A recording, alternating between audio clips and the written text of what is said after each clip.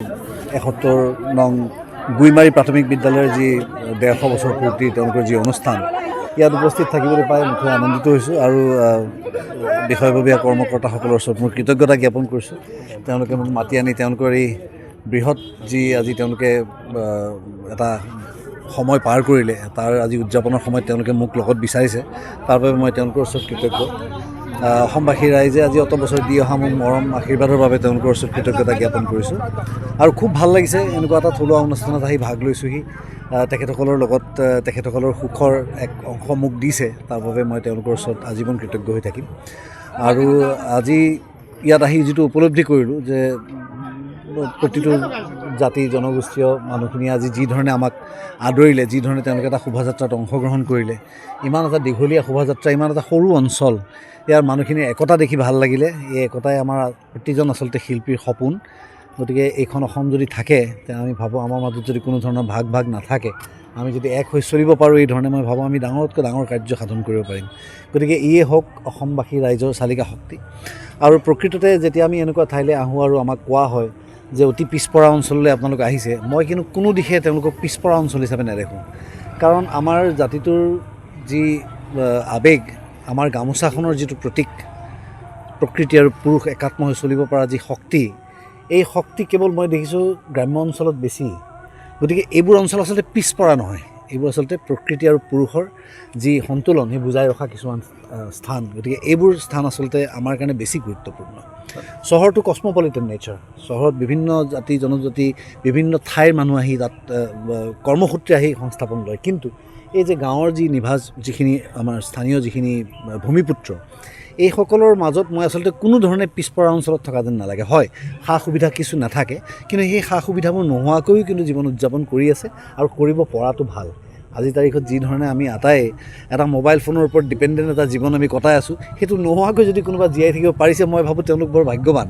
গতিকে মোৰ বৰ ভাল লাগিছে আৰু ইয়াত মানুহখিনিৰ যি হাঁহি, তাৰ মাজত যি সৰলতা মই দেখা পাওঁ, এই সৰলতা আচলতে আমাৰ বাবে মানে শলাগ ল'বলগীয়া আৰু ই আমাৰ বাবে এক আশীৰ্বাদ। ৭১ নং গুইমাৰী প্ৰাথমিক বিদ্যালয়ৰ যি ১৫০ বছৰ পূৰ্তি তেওঁলোকৰ যি অনুষ্ঠান ইয়াত উপস্থিত থাকিবলৈ পাই মুঠেই আনন্দিত হৈছোঁ আৰু বিষয়ববীয়া কৰ্মকৰ্তাসকলৰ ওচৰত মোৰ কৃতজ্ঞতা জ্ঞাপন কৰিছোঁ। তেওঁলোকে মোক মাতি আনি তেওঁলোকৰ এই বৃহৎ যি আজি তেওঁলোকে এটা সময় পাৰ কৰিলে, তাৰ আজি উদযাপনৰ সময়ত তেওঁলোকে মোক লগত বিচাৰিছে, তাৰ বাবে মই তেওঁলোকৰ ওচৰত কৃতজ্ঞ। অসমবাসী ৰাইজে আজি অত বছৰ দি অহা মোক মৰম আশীৰ্বাদৰ বাবে তেওঁলোকৰ ওচৰত কৃতজ্ঞতা জ্ঞাপন কৰিছোঁ আৰু খুব ভাল লাগিছে এনেকুৱা এটা থলুৱা অনুষ্ঠানত আহি ভাগ লৈছোঁহি। তেখেতসকলৰ লগত তেখেতসকলৰ সুখৰ এক অংশ মোক দিছে, তাৰ বাবে মই তেওঁলোকৰ ওচৰত আজীৱন কৃতজ্ঞ হৈ থাকিম। আৰু আজি ইয়াত আহি যিটো উপলব্ধি কৰিলোঁ যে প্ৰতিটো জাতি জনগোষ্ঠীয় মানুহখিনিয়ে আজি যি ধৰণে আমাক আদৰিলে, যি ধৰণে তেওঁলোকে এটা শোভাযাত্ৰাত অংশগ্ৰহণ কৰিলে, ইমান এটা দীঘলীয়া শোভাযাত্ৰা, ইমান এটা সৰু অঞ্চল, ইয়াৰ মানুহখিনিৰ একতা দেখি ভাল লাগিলে। এই একতাই আমাৰ প্ৰতিজন আচলতে শিল্পীৰ সপোন। গতিকে এইখন অসম যদি থাকে, তেতিয়া আমি ভাবোঁ আমাৰ মাজত যদি কোনো ধৰণৰ ভাগ নাথাকে, আমি যদি এক হৈ চলিব পাৰোঁ এই ধৰণে, মই ভাবোঁ আমি ডাঙৰতকৈ ডাঙৰ কাৰ্য সাধন কৰিব পাৰিম।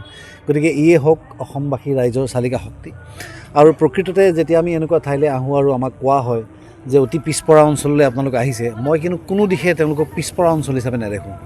কাৰণ আমাৰ জাতিটোৰ যি আৱেগ, আমাৰ গামোচাখনৰ যিটো প্ৰতীক, প্ৰকৃতি আৰু পুৰুষ একাত্ম হৈ চলিব পৰা যি শক্তি, এই শক্তি কেৱল মই দেখিছোঁ গ্ৰাম্য অঞ্চলত বেছি।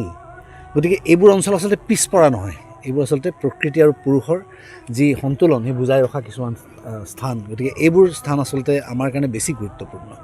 চহৰটো কসমপলিটেন নেচাৰ, চহৰত বিভিন্ন জাতি জনজাতি বিভিন্ন ঠাইৰ মানুহ আহি তাত কৰ্মসূত্ৰে আহি সংস্থাপন লয়। কিন্তু এই যে গাঁৱৰ যি নিভাঁজ যিখিনি আমাৰ স্থানীয় যিখিনি ভূমিপুত্ৰ, এইসকলৰ মাজত মই আচলতে কোনো ধৰণে পিছপৰা অঞ্চলত থকা যেন নালাগে। হয়, সা সুবিধা কিছু নাথাকে, কিন্তু সেই সা সুবিধাবোৰ নোহোৱাকৈও কিন্তু জীৱন উদযাপন কৰি আছে আৰু কৰিব পৰাটো ভাল।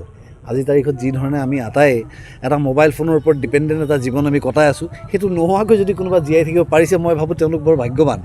গতিকে মোৰ বৰ ভাল লাগিছে আৰু ইয়াত মানুহখিনিৰ যি হাঁহি, তাৰ মাজত যি সৰলতা মই দেখা পাওঁ, এই সৰলতা আচলতে আমাৰ বাবে মানে শলাগ ল'বলগীয়া আৰু ই আমাৰ বাবে এক আশীৰ্বাদ।